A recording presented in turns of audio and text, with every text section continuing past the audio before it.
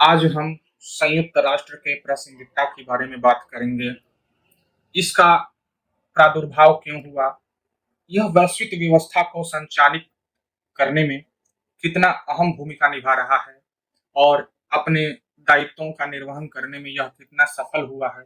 इस बातों की पड़ताल हम जेएनयू के प्रोफेसर डॉक्टर अभिषेक श्रीवास्तव के इस लेख में करेंगे, जो दैनिक जागरण में प्रकाशित हुआ है। चाहे हम रूस यूक्रेन की ही बात क्यों न कर लें, जो अभी-अभी हाल में घटित हो रहा है। इसमें संयुक्त राष्ट्र की भूमिका पूरी तरह से असफल प्रतीत होता है, दिख रहा है। विगत कई वर्षों में ऐसे कई सारे अंतर्राष्ट्रीय घटनाएं हुए हैं जिनमें वैश्विक संस्थाओं की प्रासंगिकता पर प्रश्न चिन्ह खड़े हुए दिख रहे हैं। जहां महाशक्तियां स्वयं नियम आधारित अंतर्राष्ट्रीय व्यवस्था को तहस नहस करने पे तुली हुई है और एक तरफ सुरक्षा परिषद में वीटो जैसे विशेष शक्तियों का प्रावधान है, जिसका उपयोग कम और दुरुपयोग ज्यादा हुआ है। ऐसा लगता है कि आज भी सुरक्षा परिषद 21वीं सदी में शीत युद्ध सिंड्रोम से ग्रस्त दिख रहा है। इन्हीं कारणों की वजह से कई बार सुरक्षा परिषद में बदलाव की मांग की गुहार की जा रही है, मगर चीन और अमेरिका के टकराव के कारण सुरक्षा परिषद की सुधार वर्षों से लंबित रही है। एक तरफ चीन यूक्रेन के मामले पर क्षेत्रीय अखंडता के मुद्दे पर संयुक्त राष्ट्र के चार्टर के अनुसार चलने की बात करता है, वहीं दूसरी तरफ दक्षिण चीन सागर में वह अपनी विस्तारवादी नीतियों से युद्ध के हालात पैदा कर रहा है।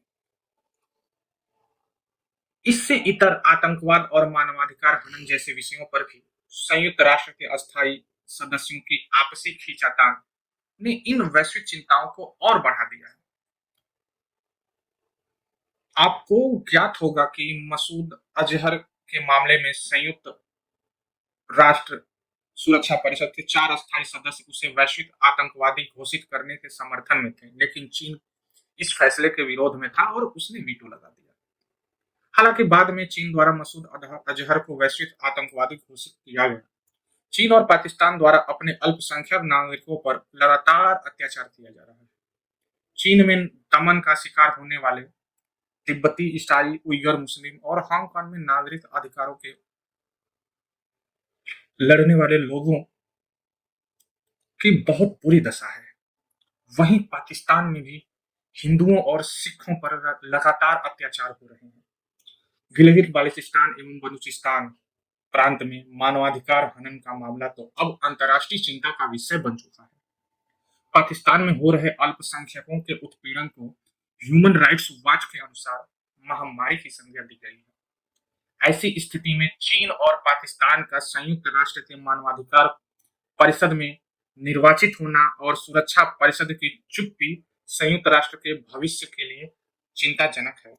इन सभी हालातों को देखते हुए हम यह कह सकते हैं कि संयुक्त राष्ट्र सुरक्षा परिषद की कई स्तरों पर सुधार की आवश्यकता है। सदस्य देशों की बढ़ती संख्या के अनुसार इसके सुरक्षा परिषद का विस्तार न करने इसके व्यापक उद्देश्यों को प्रभावित कर रहा है। संयुक्त राष्ट्र के प्रारंभिक वर्षों में इसकी सदस्य संख्या महज 113 थी, जो आज बढ़कर 193 हो चुका है। परंतु आज भी सुरक्षा परिषद के अस्थायी सदस्य सिर्फ 5 ही हैं, जिसमें असंतुलन जिसमें विश्व व्यवस्था असंतुलित हो चुका है।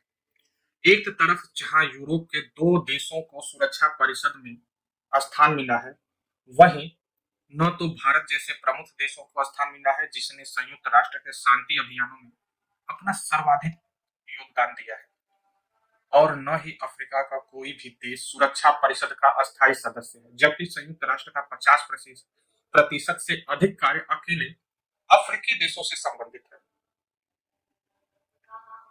वर्तमान वैश्विक व्यवस्था में भारत, जापान, जर्मनी, ब्राजील, दक्षिण अफ्रीका तथा ऑस्ट्रेलिया जैसे देशों की भूमिका अत्यंत महत्वपूर्ण है। आवश्यक है कि इन देशों को सुरक्षा परिषद का अस्थायी सदस्य बनाया जाए। भारत आतंकवाद, क्षेत्रीय शांति, जलवायु परिवर्तन, हरित ऊर्जा और आर्थिक सहयोग जैसे वैश्विक मुद्दे पर भारत प्रमुख रूप से नेतृत्वकारी भूमिका में है। साथ ही बहुपक्षीयवाद में सक्रिय भागीदारी करते हुए विश्व व्यवस्था को बहुध्रुवीय नेतृत्व के अंतर्गत बनाए रखना चाहता है।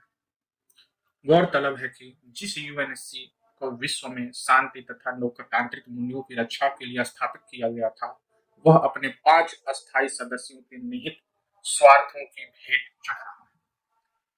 एक सदस्यीय संस्था में 5 देशों के पास एक अंतर्राष्ट्रीय सदस्यीय संस्था में 5 देशों के पास वीटो के नाम पर विशेष शक्ति होना संयुक्त राष्ट्र के लोकतांत्रिक एवं समावेशी चरित्र पर प्रश्न चिन्ह खड़ा करता है।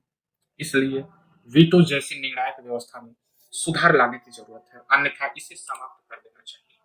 चाहे रूस द्वारा यूक्रेन का एक तरफा हमला हो या अफगानिस्तान में तालिबान का कब्जा हो, या चीन द्वारा लगातार अपने पड़ोसी देशों की संप्रभुता को चुनौती देने की बात है, या जलवायु परिवर्तन के कारण उभरे खतरे पर महाशक्तियों की मनमानी हो, इन सभी मुद्दों में संयुक्त राष्ट्र असहाय दिख रहा है। प्रश्न सिर्फ महासभा की कार्यप्रणाली पर नहीं है, अपितु उसके प्रमुख अंग सुरक्षा परिषद, विश्व स्वास्थ्य संगठन एवं मानवाधिकार परिषद पर भी लगातार उठ रहे हैं। वैश्विक व्यवस्था को न्यायपूर्ण तथा लोकतांत्रिक बनाए रखने के लिए इन संस्थाओं में सुधार को लंबे समय तक टाला जाना वैश्विक शांति के हित